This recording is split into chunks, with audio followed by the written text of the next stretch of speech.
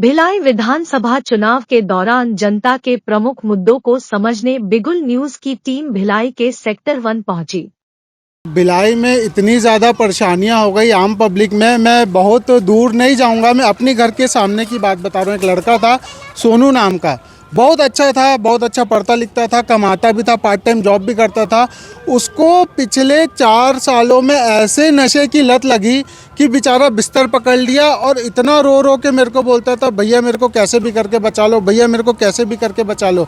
लेकिन नशे के कारण उसकी बॉडी में इतना इन्फेक्शन हो गया था, उसको निमोनिया हो गया था कि चाह के भी डॉक्टर साहब नहीं बचा पाए। कोई भी डॉक्टर, चंदू नायल में भी एडमिट था, कोई नहीं बचा पाया। हंसता खेलता परिवार आज पूरा बर्बाद है।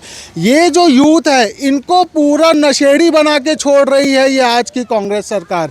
एक ढंग का काम नहीं। देखिए भिलाई में पानी नहीं, अभी सामने ही ले लीजिए, वो पानी टैंकर लगा हुआ है, उसमें पानी नहीं है। कोई बच्चा खेल रहा है, उसको प्यास लग रही है, पानी नहीं, पीने का पानी नहीं। टंकी देख रहे हैं, सेक्टर 4 की टूट गई, सेक्टर 1 की टूटने वाली है। पब्लिक इतना ज़्यादा परेशान हो चुकी है कांग्रेस सरकार से।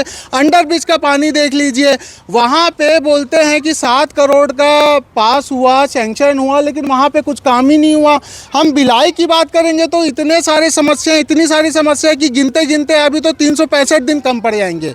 यहाँ पे बस लोकल अब देखिए कितनी सारी गंदगी छाई हुई है। ये पार्क जो है पिछली सरकार में बना हुआ था, अभी की सरकार का क्या काम है? फीता काट के चले गए। साफ सफाई नहीं रखनी चाहिए उनको, बस यहाँ पे लिख दिया गढ़बो नावा छत्तीसगढ़। क्या छत्तीसगढ़ कर रहे हैं? ये चारों तरफ तो यूथ को ये बर्बाद करके छोड़ रहे हैं, मौत के घाट उतार रहे हैं। जरा सोचिए उनके घर के माता पिता की क्या स्थिति हो रही होगी, जिसका जवान बच्चा 22 साल 23 साल का मर गया और कांग्रेस कुछ करती नहीं है। अस्पताल में कोई एम्बुलेंस सेवा नहीं है।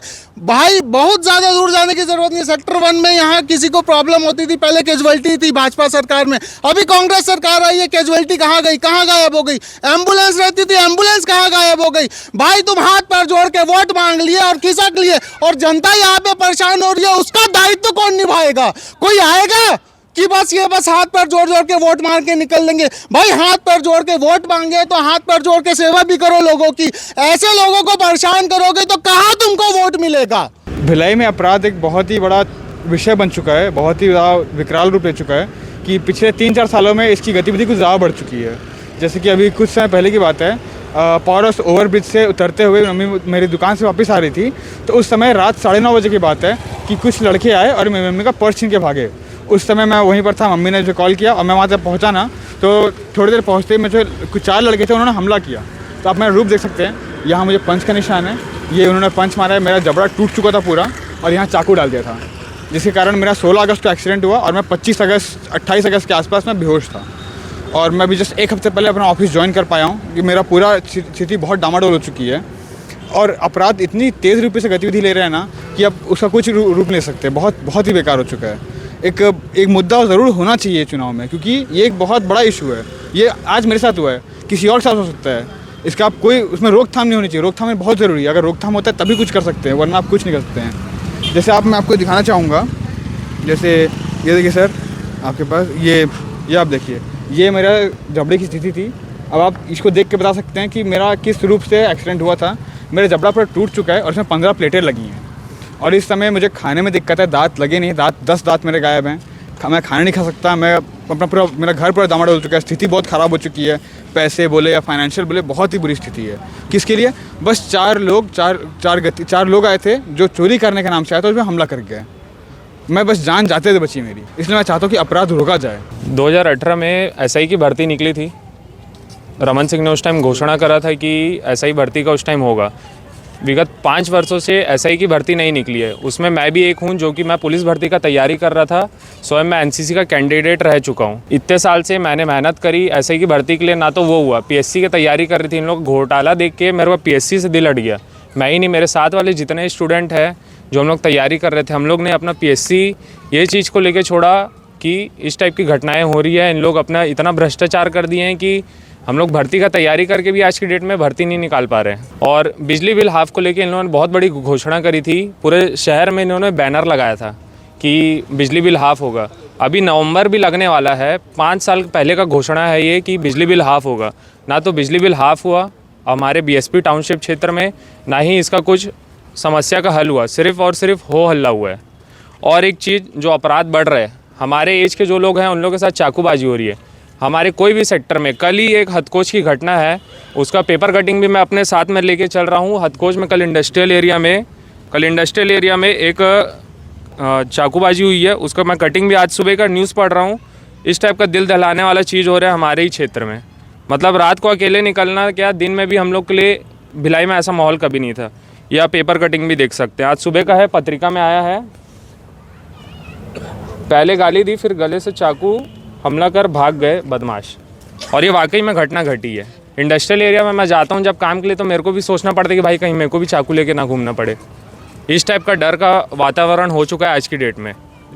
और ये जो पार्क वार्क बना है, ये सब अच्छी चीज़ों के लिए बना था एक समय पे, पर इस पार्क को लोग आजकल इतना गलत तरीके से यूज़ कर रहे हैं। 5 साल पहले अपने भिलाई टाउनशिप क्षेत्र में पूरा लाइट चेंज हुआ था। आज की डेट आप वहीं पे कैमरा मोड़ के अगर देखेंगे ना, पूरा लाइट बंद है। मेरा नाम सौरभ सिंह है। मैं इंजीनियरिंग का छात्र हूँ, पढ़ाई कर रहा हूँ।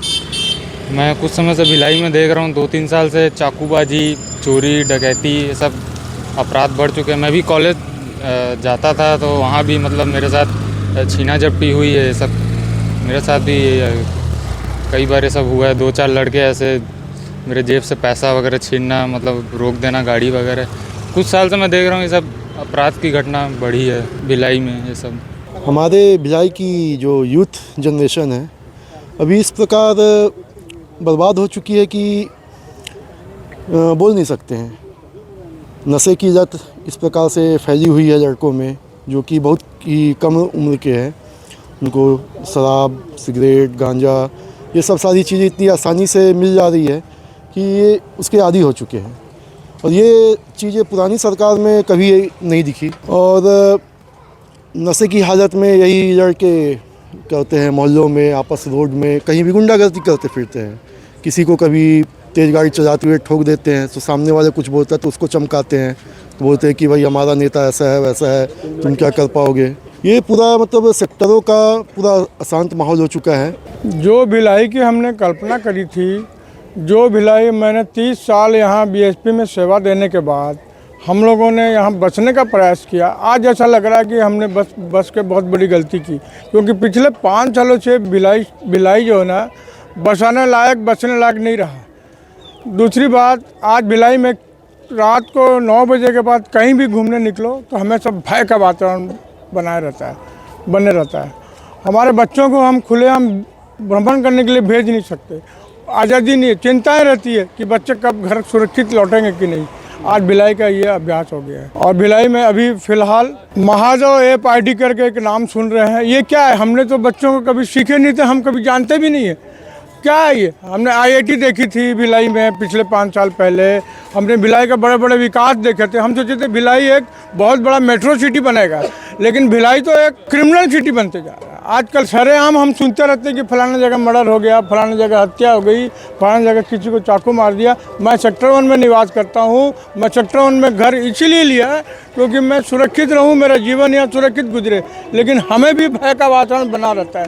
ये वातावरण क्यों हुआ? पिछले 5 सालों से ऐसी परिस्थितियों का हम सभी वरिष्ठ जनों का, युवाओं का, सबका सामना करना पड़ रहा है। जब ये चुनाव विधानसभा का है तो लोकल मुद्दा होना चाहिए। लोकल मुद्दे में क्या होता है, जैसे ये हर स्ट्रीट में अंधेरा है, ये अंधेरे की समस्या, महिलाओं की सुरक्षा, ये सब सारे मुद्दे होने चाहिए। अब यहाँ टंकी तो लगी हुई है पर उसमें पानी नहीं है, और पार्क तो बना दिया गया पर मेंटेनेंस नहीं है।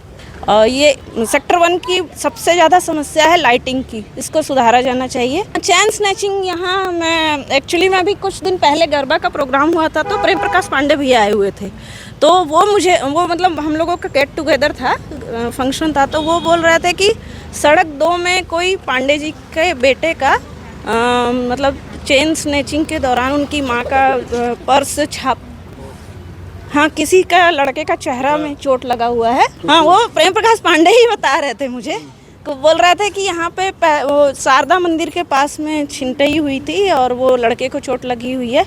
तो ये समस्या पहले नहीं थी, क्योंकि सेक्टर 1 में हम बहुत दिनों से रह रहे हैं और लाइट की व्यवस्था बहुत ही अच्छी थी पहले कंपेयर टू अभी। और महिलाओं की सुरक्षा तो होनी ही चाहिए। युवाओं से लेकर महिलाओं ने और बीएसपी के रिटायर्ड कर्मचारियों ने बदहाल होते भिलाई टाउनशिप के हालात की जो व्यथा बताई, उसे जानने समझने के बाद आपको अंदाजा लग गया होगा कि आम जनता के लिए एक ईमानदार और योग्य जनप्रतिनिधि की कितनी ज्यादा आवश्यकता है। आखिर क्यों भिलाई का वातावरण इतना असुरक्षित हो गया है? इसलिए सोच समझकर मतदान करना चाहिए। बिगुल न्यूज के लिए राकेश साहू की रिपोर्ट।